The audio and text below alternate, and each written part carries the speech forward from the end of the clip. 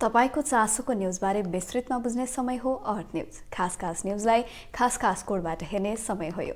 नमस्कार, म दिव्या चेन्जोङ। सुरु गरौं मुख्य हेडलाइन्सबाट। प्रतिनिधि सभा बैठकको सुरुवातमै कांग्रेसको नाराबाजी र अवरोध। गृहमन्त्री लामिछानेलाई बोल्न समय दिएपछि एमाले र कांग्रेस सांसदबीच धकेलाधकेल। बैठक शुक्रबार 11 बजेसम्मका लागि स्थगित।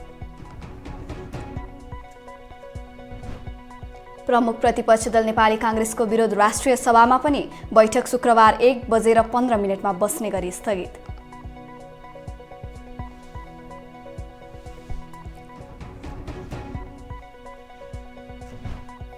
जलवायु परिवर्तन अनुकूलन कार्यक्रम कार्यान्वयनका लागि फिनल्यान्डबाट 13 मिलियन युरो अनुदान सहायता स्वीकार। विशिष्ट श्रेणीको पदमा लोकनाथ पौडेललाई बढुवा।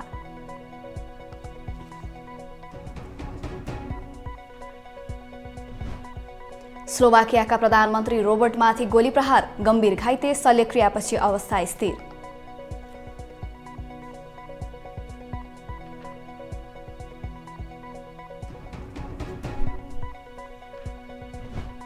र ललितपुर मेयर कप अन्तर्गत राउन्ड रोबिन लिगको सबै खेलमा एपीएफको जित। सुदूरपश्चिम प्रदेश 3 विकेटले पराजित।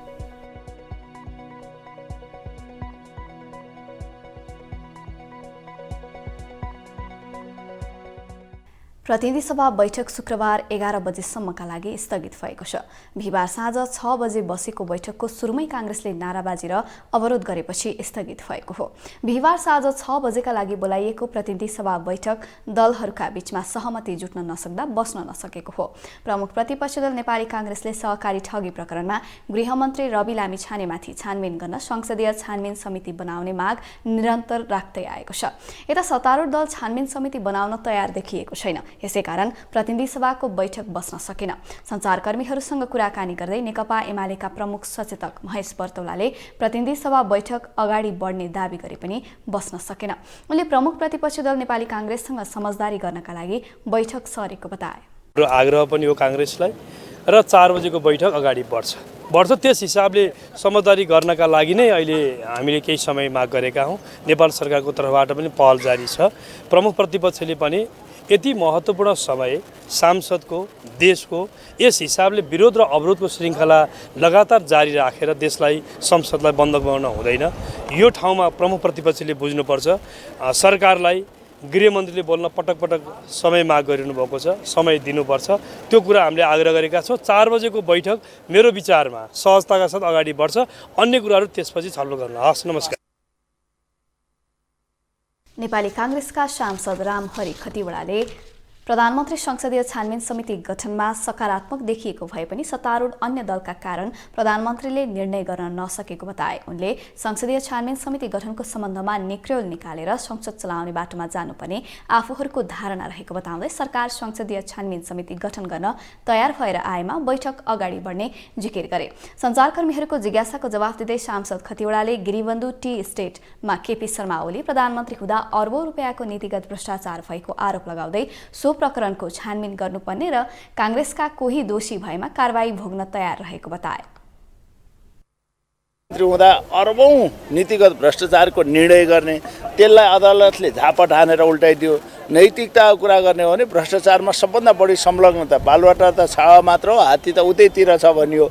त्यसमा को छन् अझ छानबिन गर्ने गरी यो चाहिँ आउनुपर्छ। कांग्रेस दोषी छ भने हामी त्यसमा सजायको भागी हुन्छौँ। नेकपा माओवादी केन्द्रका सांसद लेखनाथ दाहालले सत्तारूढ दलको तर्फबाट प्रधानमन्त्रीले नेपाली कांग्रेससँग संसदको अवरोध हटाउने सम्बन्धमा अन्तिम पटक छलफल गर्न लागेको जानकारी दिए। उनले कांग्रेससँग सहमति भए संसद खुल्ने दावी गर्दै संकटग्रस्त सहकारीहरूको छानबिन गर्न सरकार प्रतिबद्ध रहेको बताए। नेपाली कांग्रेस पनि करिब सहमतिको नजिक पुगेको कारणले गर्दा हामीलाई विश्वास छ। समिति बनाउन किन राजी हुनुहुन्छ? होइन, यस्तो छ, गृह मन्त्रीको मात्र नभनौँ, सङ्कटग्रस्त सहकारीभित्र सूर्यदर्शन सहकारी र सुप्रिम सहकारी पनि पर्छन्। र सुप्रिम र सूर्यदर्शन सहकारी ठगी प्रकरणमा यदि गृहमन्त्री जोडिनु भएको छ भने उहाँ पनि अनुसन्धान दायरामा आउनुहुन्छ, कानुनको दायरामा आउनुहुन्छ, दण्डित हुनुहुन्छ, जेल जानुहुन्छ। त्यसकारण व्यक्ति नै किटेर अनावश्यक अन्तर्विरोध पैदा गर्ने, राजनीतिक अन्तर्विरोध पैदा गर्ने यो सरकार चाहिँ गिराउने नीति उद्देश्य उठेका मागहरू सम्बोधन गर्न सकिन्न। त्यस्तै नेपाल समाजवादी पार्टीका अध्यक्ष महेन्द्र राय यादवले प्रतिपक्ष दलले उठाएको कुराको सम्बोधन हुनुपर्ने बताउँदै सरकारले समझदारी र समन्वय गरेर समस्याको हल गर्नुपर्नेमा जोड दिए। समन्वय गरेर समझदारी गरेर समस्याको हल हुन्छ, 4 बजे सही समाधान। तपाईसँग जोडिएको कुरो माओवादीसँग तपाईँको पार्टी कहिले एकता हुन्छ, कति दिन लाग्छ? समय लाग्छ अरे। एउटा एकताको महाधिवेशन हुने कुरा भएको छ। एकताको महाधिवेशन यो सकेपछि जुन दिन माओवादीले तय गर्छ हाम्रो तर्फबाट एकता हुन्छ। भनेपछि माओवादीको कारण ढिलो भइरहेको हो? ढिलो गयो भने अब एकताको महाधिवेशन हो, त्यसमा विप्लवजी पनि आउने, हाम्रो पनि 3 जनाको एकैचोटि एकताको महाधिवेशन हुने कुरा भएको छ। त्यसको समय 4 भन्दा 4 चाहिँ निश्चित हुन्छ। मिति त अब अहिले छलफलमै छ। प्रतिनिधि सभा बैठकमा तनाव सिर्जना भएको थियो। सभामुख देवराज घिमिरेले गृहमन्त्री रवि लामिछानेलाई बोल्न समय दिएपछि एमाले र काङ्ग्रेस सांसदबीच धकेलाधकेल समेत भएको छ। प्रमुख प्रतिपक्ष दल नेपाली काङ्ग्रेसले विरोध गरेपछि बिहीबारको राष्ट्रिय सभा बैठक स्थगित भएको छ। बैठक शुक्रबार 1:15 बस्ने गरी स्थगित भएको हो। बैठक सुरु भएपछि सभाको कारबाही प्रस्तुत गर्ने क्रममा नेपाली काङ्ग्रेसका सांसदहरूले उठेर विरोध जनाएका थिए। काङ्ग्रेसले विरोध जनाएसँगै राष्ट्रिय सभा अध्यक्षले संसद बैठक शुक्रबारसम्मका लागि स्थगित गरेका हुन्। शुक्रबारमा राष्ट्रिय सभा अध्यक्ष नारायण प्रसाद दाहालले राष्ट्रिय सभाको 7 वर्षको इतिहासमा नयाँपन देखिन थालेको महसुस भएको बताए। उनले राष्ट्रिय सभामा विरोध गर्ने कुराले सबैलाई अप्ठ्यारो भएको र बाहिर नयाँ किसिमको परिचर्चा सुरु भएको बताए। यसले असाध्यै गम्भीर बनाएको छ जस्तो लाग्छ। हामी मात्र होइन, सिङ्गो देशै गम्भीर बनेको छ। राष्ट्रिय सभा त्यस्तो होइन, यसले आफ्नो कामकाजमा अगाडि बढाउँछ भनेर पनि हामीले चाहिँ बुझिराखेकै थियौँ। त्यस्तै हामीले अस्ति मात्रै कार्यव्यवस्था परामर्श समितिको बैठक बसेर नयाँ कार्यतालिका नि बनायौँ, एउटा गर्वका साथै बनायौँ, ल हामीले यो काम गर्छौँ भनेर। त्यसले गर्दा यी सबै विषयवस्तु हाम्रो अगाडि जो छन् तमाम विषयवस्तुहरू हामी कति जिम्मेवार बन्ने भन्ने विषयवस्तु नै भएको हुनाले मैले मान्य सदस्यहरूलाई बसेर यो काम कारबाहीलाई अगाडि बढाउन र हाम्रो आजको बैठकको सबै चाहिँ कार्यतालिकालाई अगाडि बढाउन मद्दत गर्नुहुनेछ र त्यसको लागि सहयोग गर्नुहुनेछ भन्ने विश्वासका साथ मैले यथास्तरमा बसेर काम कारबाहीलाई अगाडि बढाइदिन सहयोग गर्न म विशेष अनुरोध गर्दछु। अध्यक्ष दाहालले नेपाली काङ्ग्रेसलाई सभा सहज रूपमा अघि बढाउनका लागि भूमिका खेल्न समेत आग्रह गरे। सरकारले जलवायु परिवर्तन अनुकूलन कार्यक्रम कार्यान्वयनका लागि फिनल्यान्ड सरकारबाट प्राप्त हुने 13 मिलियन युरो अनुदान सहायता स्वीकार गरेको छ। बिहीबार सिंहदरबारमा बसेको मन्त्री परिषदको बैठकले सो निर्णय गरेको सरकारका प्रवक्ता रेखा शर्माले बताएकी छन्। सञ्चार तथा सूचना प्रविधि मन्त्री समेत रहेकी उनले सरकारले नेपाल प्रशासन सेवा समूहीकरण अन्तर्गतको राजपत्राङ्कित विशिष्ट श्रेणीको पदमा लोकनाथ पौडेललाई बढुवा गर्ने, नेपाल कृषि वन सेवा समूहीकरण अन्तर्गतको राजपत्राङ्कित विशिष्ट श्रेणीको पदमा राजेन्द्र प्रसाद मिश्रलाई बढुवा गर्ने निर्णय गरेको पनि बताइन्। त्यस्तै सरकारले नीति अनुसन्धान प्रतिष्ठान विकास समितिको कार्यकारी अध्यक्ष पदमा प्राध्यापक डाक्टर लेखनाथ शर्मालाई नियुक्त गरेको छ। अर्थ मन्त्रालयको तर्फबाट जलवायु परिवर्तन अनुकूलन कार्यक्रम कार्यान्वयनको लागि फिनल्यान्ड सरकारबाट प्राप्त हुने 13 मिलियन युरो अनुदान सहायता स्वीकार गर्ने भन्ने भएको छ र अब अर्को यो केही बढुवा र केही नियुक्तिका प्रस्ताव छन्। नेपाल प्रशासन सेवा समूहीकरण अन्तर्गतको राजपत्राङ्कित विशिष्ट श्रेणीको पदमा श्री लोकनाथ पौडेललाई बढुवा गर्ने भन्ने निर्णय भएको छ। उहाँ अहिले मध्य प्रदेशको कायम मुकायम सचिवको रूपमा कार्यरत हुनुहुन्छ। नेपाल कृषि वन सेवा समूहीकरण अन्तर्गतको राजपत्राङ्कित विशिष्ट श्रेणीको पदमा श्री राजेन्द्र प्रसाद मिश्रलाई बढुवा गर्ने भन्ने निर्णय भएको छ। नीति अनुसन्धान प्रतिष्ठान विकास समितिको कार्यकारी अध्यक्ष पदमा श्री प्राध्यापक डाक्टर लेखनाथ शर्मालाई नियुक्ति गर्ने भन्ने निर्णय भएको छ र अर्को न्यूनतम पारिश्रमिक निर्धारण समितिको रिक्त अध्यक्ष पदमा श्री सङ्गीता खड्का काठमाडौँलाई नियुक्ति गर्ने भन्ने निर्णय भएको छ। आज नियुक्तिकै निर्णयहरू धेरै भए। धन्यवाद। सरकारले न्यूनतम पारिश्रमिक निर्धारण समितिको रिक्त अध्यक्ष पदमा सङ्गीता खड्कालाई नियुक्ति गरेको छ। काठमाडौँमा भएको प्री बजेट छलफलमा नेपाल विद्युत प्राधिकरणका कार्यकारी निर्देशक कुलमान घिसिङ, अर्थ सचिव मधुकुमार मरासिनी, स्वतन्त्र ऊर्जा उत्पादकहरूको संस्था नेपाल इपानका अध्यक्ष गणेश कार्की र नाडा अटोमोबाइल्स एसोसिएसन अफ नेपालका अध्यक्ष करण चौधरीले सरकारलाई विभिन्न सल्लाह सुझाव दिएका छन्।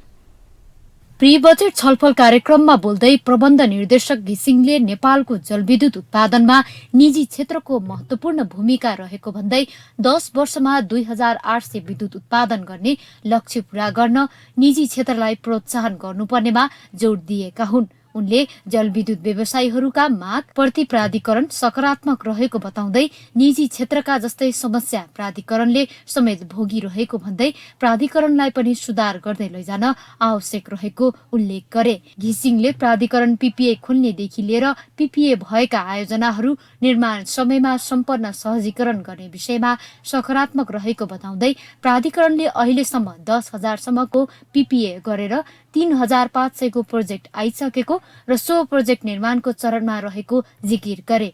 अहिलेसम्ममा हामीले 10,000 मेगावाटको पीपीए गरिसकेका छौँ। 3,3500 मेगावाटको प्रोजेक्ट आइ नै सकेको छ। करिब 3,3500 मेगावाट अन्डर कन्स्ट्रक्सनमा छ। केही प्रोजेक्टहरूको फाइनेन्सियल क्लोजरको समस्याहरू पनि देखिन्छ। ती प्रोजेक्टहरूलाई पनि चाँडै सम्पन्न गर्नेतिर लागौँ र हामी टार्गेट राखेर जुन 28,000 को टार्गेट राखेको छ त्यो पुरा गर्नलाई प्राइभेट सेक्टर नै हो नेपालमा अहिलेको ऊर्जा क्षेत्रमा सबभन्दा ठुलो महत्त्वपूर्ण भूमिका खेल्नु भएको छ। यहाँहरूलाई सहजीकरण गर्नमा हामी सधैँ तयार छौँ।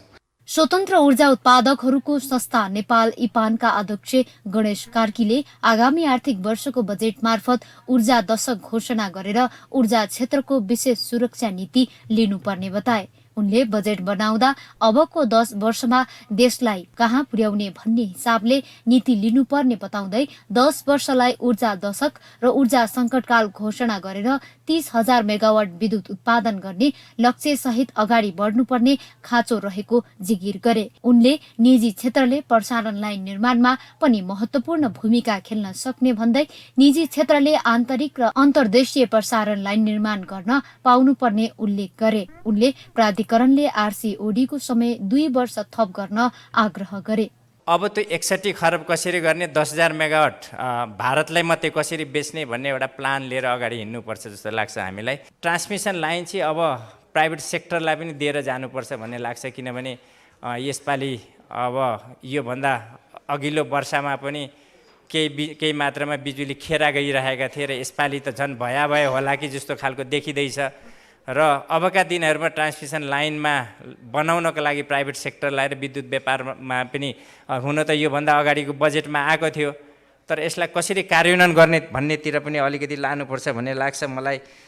नाडा अटोमोबाइल्स एसोसिएसन अफ नेपालका अध्यक्ष करण चौधरीले अटो व्यवसाय पेसाबाट पलायन हुने अवस्था आएको बताए।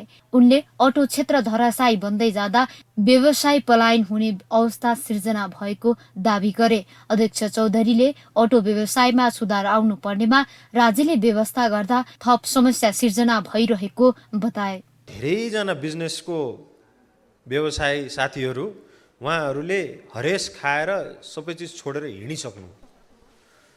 यो हिँडिसकेलाई पलायन भन्ने कि खेदेको भन्ने, हामीले यो चिजलाई अलिकति राम्ररी सोचेनौँ भने, हामीले बिजनेसमा रुट कज एनालिसिस जुन भन्छौँ त्यो गरेनौँ भने नि देशमा गाडी पार्ट्स, गाडी बिक्री भएन नि त, पार्ट्स बिक्री हुँदैन, लुब्रिकेन्ट्स बिक्री हुँदैन, त्यो सबै भयो।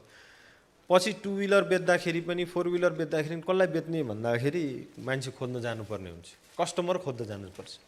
त्यसैगरी अर्थ सचिव मधुकुमार मरासिनीले बजेटको प्राथमिकता आन्तरिक अर्थतन्त्रलाई सुधार गरी शिथिल अर्थतन्त्रलाई चलायमान बनाउने रहेको बताए। उनले सरकारको प्रमुख प्राथमिकता आन्तरिक अर्थतन्त्रलाई सुधार गरी चलायमान बनाउने रहेको बताए। उनले विगतमा बाहिरी अर्थतन्त्रलाई सुधार गर्नुपर्ने दबाव भए पनि अहिले बाहिरी अर्थतन्त्र सकारात्मक भएको भन्दै आन्तरिक अर्थतन्त्रमा सुधारको आवश्यकता देखिएको बताए। अर्थ सचिव मरासिनीले बजेट र मौद्रिक नीति अर्थतन्त्रमा देखिएको शिथिलतालाई चिर्न सक्ने गरी आउने दावी गरे। उनले सरकारले ल्याउने बजेटको अर्थतन्त्रलाई चलायमान बनाएर सरकारले सोचे अनुसारको आर्थिक वृद्धि गर्ने र निजी क्षेत्रको मनोबल उच्च बनाउने जिकिर गरे। त्यस्तै फडको सायद हामीले अब वितरणमा पनि मार्नुपर्ने छ, त्यस्तै फडको हामीले निर्यातमा पनि मार्नुपर्ने छ, किनभने जलविद्युत नेपालको तुलनात्मक लाभको क्षेत्र हो, यसमा कुनै द्विविधै छैन। अहिले हामीले ग्लोबल्ली गरेको जुन रिन्युएबल इनर्जीलाई प्रमोट गर्ने भनेका छौँ, त्यसको लागि पनि हाम्रो जलविद्युत महत्त्वपूर्ण क्षेत्र हो भने हाम्रो इकोनोमीलाई हरित अर्थतन्त्रको रूपमा विकसित गर्ने भनेर पनि हामीले अन्तर्राष्ट्रिय रूपमा जुन प्रतिबद्धता जनाएका छौँ, त्यसको लागि पनि यो क्षेत्र चाहिँ महत्त्वपूर्ण छ। त्यसैले यसमा चाहिँ यसको विकल्प भनेको यो क्षेत्रमा थप सुधारहरू गर्दै जाने र यसलाई अझै बढी अगाडि बढाउने भन्ने नै हो। उनले अहिले केही क्षेत्रगत समस्याहरू रहेको भन्दै क्षेत्रगत समस्यालाई सुधार गर्न आवश्यक रहेको बताए। उनले जलविद्युतमा निजी क्षेत्र प्रवेशसँगै उत्पादनमा फड्को मारेको भन्दै अब वितरण र निर्यातमा पनि फड्को मार्न सक्ने वातावरण सरकारले बनाउनु पर्नेमा जोड दिए। नेकपा एकीकृत समाजवादीका अध्यक्ष एवं पूर्व प्रधानमन्त्री माधव कुमार नेपालले कम्युनिस्ट आन्दोलनलाई नयाँ उचाइमा पुर्याउन आवश्यक रहेको बताएका छन्। बिहिबार पार्टी केन्द्रीय कार्यालय आलोकनगरमा मदन आश्रित स्मृति दिवसलाई सम्बोधन गर्दै उनले कम्युनिस्ट आन्दोलनलाई नयाँ उचाइमा पुर्याउनका लागि अघि बढ्नुपर्ने बेला भइसकेको बताएका हुन्। उनले कम्युनिस्ट पार्टीलाई सबैभन्दा बढी लोकतान्त्रिक पार्टीको रूपमा स्थापित गर्न आवश्यक रहेको बताउँदै कम्युनिस्ट शक्तिलाई अधिनायकवादी शक्तिको रूपमा आरोप लगाउनु झुटो आरोप मात्रै हुने गरे। कि अहिले कम्युनिस्ट पार्टीमाथि लागिरहेका आरोपहरू, कम्युनिस्ट पार्टीको भविष्यमाथि उठाइएका प्रश्नहरू र कम्युनिस्ट पार्टीलाई लोकप्रिय हुन दिने खालका अनेकौं किसिमका सोचहरू, कम्युनिस्ट पार्टीलाई बदनाम गर्ने अनेक प्रयत्नहरूलाई विफल पार्नुपर्छ र कम्युनिस्ट पार्टीलाई सबैभन्दा लोकतान्त्रिक पार्टीको रूपमा स्थापित गर्नुपर्छ। कम्युनिस्ट पार्टी लोकतान्त्रिक शक्ति हो, यो लोकतान्त्रिक आन्दोलनको अगुवा शक्ति हो। सम्पन्न केन्द्रीय कमिटीको बैठकका निर्णय सुनाउँदै पार्टीका प्रवक्ता जगन्नाथ खतिवड़ाले पार्टीले सहकारीको रकम हिनामिना प्रकरणमा संसदीय छानबिन समिति बनाउन माग गरेको बताएका छन्। उनले कतिपय सहकारी संस्थाले अधिकारको दुरुपयोग गरी सर्वसाधारण जनताको बचत अपचलन गरेर ठूलो धनराशि दुरुपयोग गरी आर्थिक तथा वित्तीय अपराध गरेको दुःखद घटनाहरू सार्वजनिक भइरहेको बताउँदै समस्या समाधानको लागि छानबिन समिति गठन गरी दोषीमाथि कडा कारबाही गर्न माग गरिएको जनाएका छन्। उनले उचित ज्यालाको व्यवस्था गर्दै अनौपचारिक क्षेत्रका श्रमजीवीहरूलाई पनि सामाजिक सुरक्षा कोषमा समावेश गर्न तथा श्रम निरीक्षण प्रणाली जस्ता संवैधानिक, कानुनी तथा नीतिगत व्यवस्थालाई प्रभावकारी रूपमा लागू गर्दै श्रमको अवस्थामा सुधार ल्याउन आग्रह गरे। वैदेशिक रोजगारी र शिक्षाका लागि बाहिरिने युवाहरूको सङ्ख्या बढ्दैछ। उत्पादन मात्र होइन, मागमा पनि ह्रास आएको छ। उपभोक्ताको क्रय शक्ति घट्दैछ। यो बैठक वर्तमान आर्थिक अवस्थाप्रति गम्भीर चिन्ता व्यक्त गर्दछ। लगानी र उत्पादनको वातावरण बनाउन, उद्यमहरू डुब्न नदिन प्रभावकारी आर्थिक, वित्तीय तथा मौद्रिक नीतिहरू मार्फत अर्थतन्त्रको वर्तमान निराशापूर्ण अवस्थामा जिम्मेवारीपूर्वक हस्तक्षेप गर्न सरकारसँग जोडदार माग गर्दछ। प्रवक्ता खतिवड़ाले लगानी र उत्पादनको वातावरण बनाउन, उद्यमहरू डुब्न नदिन प्रभावकारी आर्थिक, वित्तीय तथा मौद्रिक नीतिहरू मार्फत अर्थतन्त्रको वर्तमान निराशापूर्ण अवस्थामा जिम्मेवारीपूर्वक हस्तक्षेप गर्न सरकारसँग माग गरे। नेपाली कांग्रेसका सांसद अर्जुन नरसिंह केसीले कार्यकारी राष्ट्रपति र प्रत्यक्ष निर्वाचित प्रधानमन्त्री अहिलेको आवश्यकता बताएका छन्। बिहिबार काठमाडौँमा आयोजित प्रजातान्त्रिक विचार समाजको कार्यक्रममा बोल्दै उनले अहिलेको राजनीतिक अस्थिरता अन्त्य गर्न पनि कार्यकारी राष्ट्रपति र प्रत्यक्ष निर्वाचित प्रधानमन्त्री अहिलेको आवश्यकता भएको बताएका हुन्। उनले संसदीय व्यवस्था समावेशी व्यवस्था रहेको र सबैको प्रतिनिधित्व गर्ने राम्रो र उपयोगी व्यवस्था भए पनि स्थायित्व र स्थिरताका निम्ति सफल हुन नसकेको बताउँदै नेपाली कांग्रेसले सबै राजनीतिक दलहरूसँग समन्वय गरेर संविधान संशोधनका निमित्त नयाँ बाटो खोल्नुपर्ने अहिलेको आवश्यकता रहेको जिकिर गरे। समानुपातिक जस्तो अस्थिरतामा आधारित प्रणाली र अहिले देखिएको सम्पूर्ण अस्थिरताका कारक तत्त्वहरूलाई खोजेर एउटा नयाँ बाटो दिनुपर्ने आवश्यकता छ र त्यस्तोमा मलाई चाहिँ आजकल कता कता लाग्न थालेको छ भने त धेरै ठाउँ छैन, तर यो अत्यन्त ठुलो बौद्धिक चिन्तनको थलो भयो। हुनाले निर्वाचित राष्ट्रपति हुँदाखेरि एक्जिक्युटिभ पावर र आर्मी पावर एकै ठाउँ हुँदा त्यो डिक्टेटोरियल रेजिमेन्टेसनतिर जाने कुनै पनि बेला सम्भावना हुन्छ। त्यसकारणले हेड अफ द आर्मी राष्ट्रपतिको रूपमा लिएर गएर निर्वाचित प्राइम मिनिस्टर अहिलेको सबभन्दा उपयुक्त बाटो स्थायित्वको भन्ने चाहिँ नि मेरो मनमा उब्जिन थालेको छ। मैले संसदमा पनि यी कुराहरू राखेको छु। उनले समानुपातिक निर्वाचन प्रणाली अस्थिरतामा आधारित प्रणाली रहेको भन्दै अहिले देखिएको सम्पूर्ण अस्थिरताका कारक तत्त्वहरूलाई खोलेर एउटा नयाँ बाटो दिनुपर्ने आवश्यकता रहेको उल्लेख गरे। 16औं अखिल नेपाल कानुन व्यवसायी राष्ट्रिय सम्मेलन जेठ 4 गतेदेखि काठमाडौँमा हुने भएको छ। बिहिबार नेपाल बार एसोसिएसनले पत्रकार सम्मेलन गरी यसबारेमा जानकारी गराएको हो। पत्रकार सम्मेलनका क्रममा बोल्दै नेपाल बार एसोसिएसनका अध्यक्ष गोपाल कृष्ण घिमिरेले सम्मेलन जेठ 4 गतेबाट 6 गतेसम्म नेपाल प्रज्ञा प्रतिष्ठानमा सञ्चालन गर्ने बताए। सम्मेलनमा तय गरिएका विविध विषयहरूमा कानुन व्यवसायीहरूले आफ्नो कार्यपत्र प्रस्तुत गरी सो उपर छलफल हुने र कानुनको अध्ययन तथा अनुसन्धानमा स्थापित निकायहरूको तर्फबाट समेत सम्मेलनमा कार्यपत्र प्रस्तुत हुने जानकारी दिए। नेपाल बार एसोसिएसनको 2080 मङ्सिर 24 र 25 गते चितवनमा सम्पन्न केन्द्रीय कार्यकारिणी परिषदको बैठकले सर्वोच्च अदालतका न्यायाधीशहरूको पदावधिको सम्बन्धमा एक अध्ययन समिति गठन गरी सो सम्बन्धी निर्णय लिनका लागि सम्मेलनमा प्रस्ताव पेश गर्ने समेत बताए। न्याय प्रशासनलाई आधुनिकीकरण, विकसित, स्वच्छ, निष्पक्ष तथा न्याय उन्मुख बनाउन समेत सम्मेलन कोसे ढुङ्गा साबित हुने जिकिर गरे। यो पुनर्संरचना, न्यायपालिकाको पुनर्संरचना सुझाव अध्ययन तथा सुझाव समिति गठन गरेको थियो। त्यो समिति र नेपाल बार एसोसिएसनको केन्द्रीय समिति समेत नेपालका 7वटै प्रदेशमा गएर सुझाव सङ्कलन गरेको अवस्था छ। ती सुझावहरूलाई समेत मध्यनजर गरेर यो समितिले, यो अध्ययन तथा सुझाव समितिले एउटा प्रतिवेदन हामीलाई हिजोको दिनमा अर्थात् 2081 साल जेठ महिनाको 2 गते त्यो प्रतिवेदन हामीलाई सबमिट गरेको छ। अध्यक्ष घिमिरेले सक्षम कानुन व्यवसायी, मर्यादित बार न्यायपालिकाको पुनः संरचना, लोकतन्त्र सुदृढीकरणको आधार भन्ने नाराका साथ सम्मेलन आयोजना हुने बताए। डाक्टर गोविन्द केसीले 22औं पटकको आमरण अनसन तोडेका छन्। बिहिबार त्रिवी शिक्षण अस्पतालमा पत्रकार सम्मेलन गर्दै 22औं अनसन तोडेको जनाएका हुन्। पशुपति क्षेत्रको मृगस्थलीमा अनसन बसेको 6औं दिनमा द्वन्द्व पीडितहरू भानुप्रताप शाह, उज्जवल कुमार श्रेष्ठ र सावित्री श्रेष्ठको हातबाट जुस खाएर अनसन तोडेका छन्। डाक्टर केसीले शाह द्वन्द्वकालमा घाइते भएर आफैले अपरेसन गरेका घाइते भएको बताए। द्वन्द्व पीडितहरूलाई आफैले उपचार गरेकाले उनीहरूको हातबाट जुस लिएको बताए। उनले द्वन्द्व पीडितहरूले न्याय पाउनुपर्छ भन्दै 6 वर्ष अघिदेखि माग राख्दै आएको तर अहिलेसम्म सम्बोधन नगरेको उल्लेख गर्दै बिहिबार अनसनको 6औं दिन स्वास्थ्य अवस्था क्रिटिकल हुँदै गएको डाक्टरहरूले औल्याएसँगै अनसन तोडेको बताए। उनले वर्तमान शासकहरूको नियतलाई दृष्टिगत गर्दै अनसन तोड्नु परेको उल्लेख गरे। उनले अनैतिक शासकहरूको अगाडि नागरिकको नैतिक याचना फगत याचनाको रूपमा रहेको देखिएको जिकिर गरे। संसद द्वन्द्वकालमा घाइते बनाइयो र उहाँहरू चाहिँ के अरे मर्यो भनेर छोडिदिएको हो है।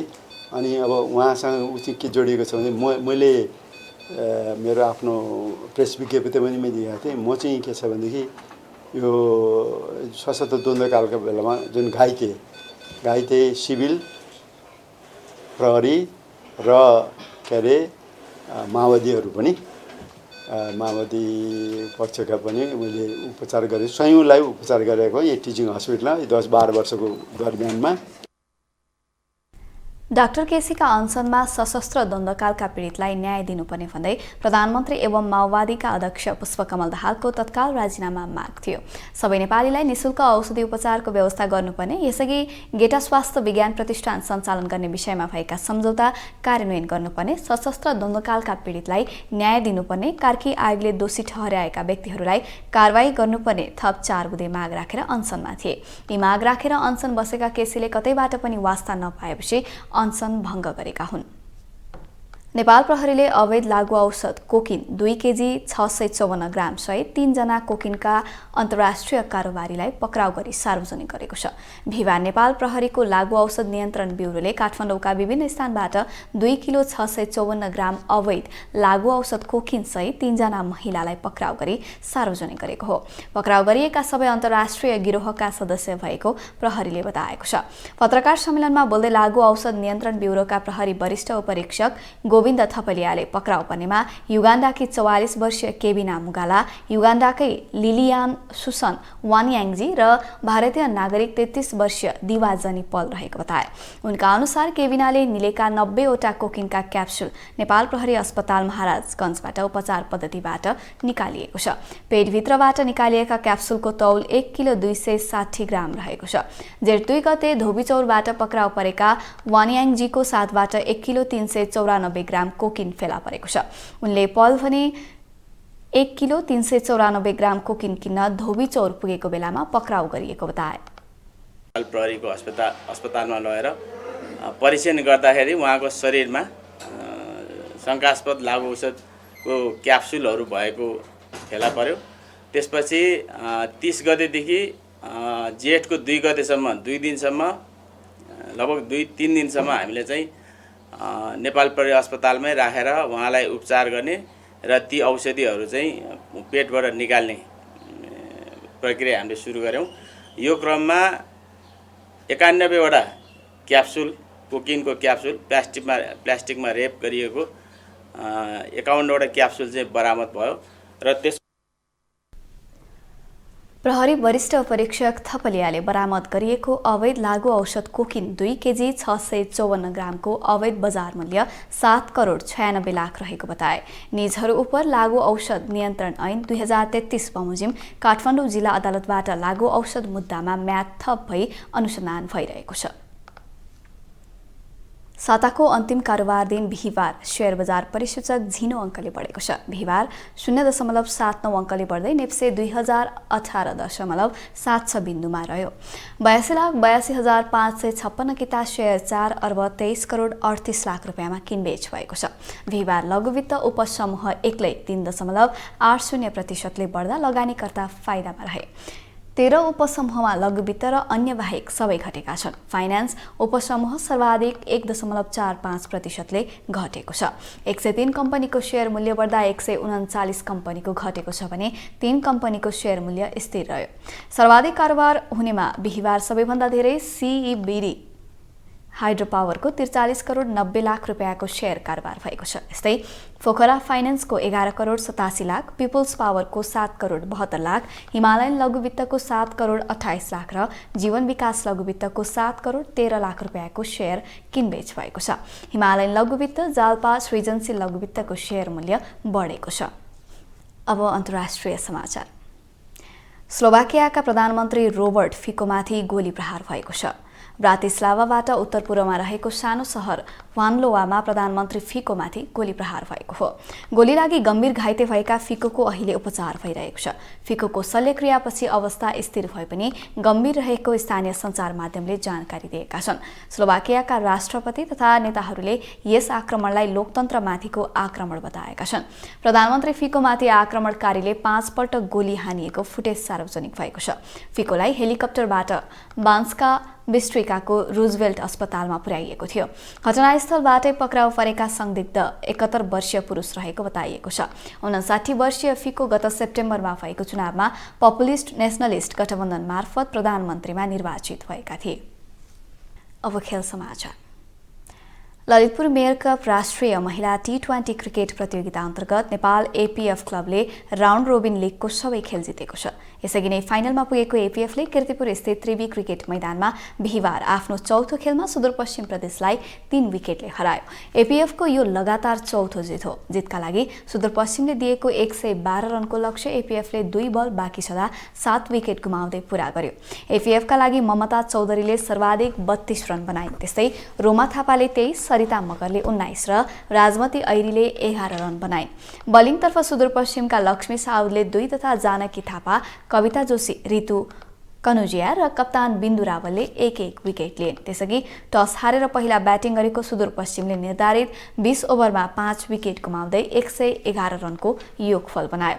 सुदूरपश्चिमका लागि बिन्दु रावलले सर्वाधिक 36 रन बनाइन्। कविता जोशीले, अभिजित 29 तथा रुबी पोदारले 29 रन बनाइन्। बलिङतर्फ APFका रेखा रावल र इन्दु वर्माले 1-1 विकेट लिए। जितसँगै APF 8 अङ्कसहित शीर्ष स्थानमा छ। सुदूरपश्चिम भने 3 खेलबाट 4 अङ्कसहित रहेको छ। 9औं एसियाली पारा तेक्वान्डो च्याम्पियनसिप G4 2024 मा सहभागी हुने 3 खेलाडी सहित 4 सदस्यीय नेपाली टोलीलाई बिदाई गरिएको छ। भियतनामको दनाङ प्रस्थान गर्ने टोलीलाई राष्ट्रिय खेलकुद परिषदका सदस्य सचिव टङ्कलाल खिसिङले बिहीबार एक कार्यक्रमका बीच बिदाई गरेका हुन्। प्रतियोगितामा पलेसा गोवर्धनले महिला 57 केजी मुनि, भरत सिंह महताले पुरुष 58 केजी मुनि र अमीर ब्लोनले पुरुष 63 केजी मुनि तौल समूहमा प्रतिस्पर्धा गर्नेछन्। प्रशिक्षकमा कविराज नेगी लामा रहेका छन्। प्रतियोगितामा 31 राष्ट्रका खेलाडी सहभागी हुनेछन्।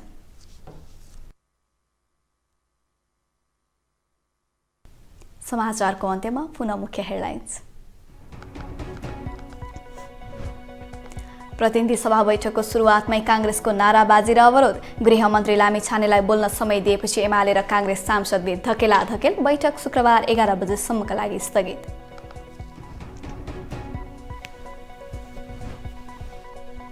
प्रमुख प्रतिपक्ष दल नेपाली कांग्रेसको विरोध राष्ट्रिय सभामा पनि। बैठक शुक्रबार 1:15 बस्ने गरी स्थगित।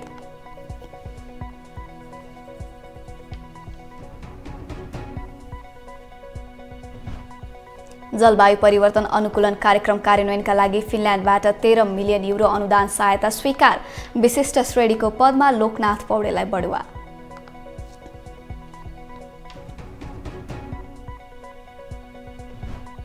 स्लोभाकियाका प्रधानमन्त्री रोबर्टमाथि गोली प्रहार। गम्भीर घाइते। शल्यक्रियापछि अवस्था स्थिर।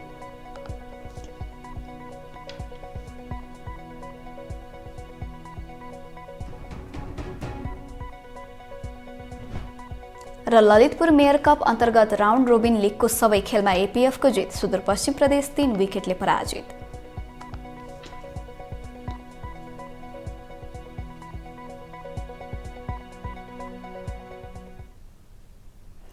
देश विदेशका यस्तै विभिन्न विषयवस्तुसँग हामी तपाईलाई न्युजमा जोडिरहनेछौँ। अर्थ न्युज हेर्दै गर्नुहोला। नमस्ते।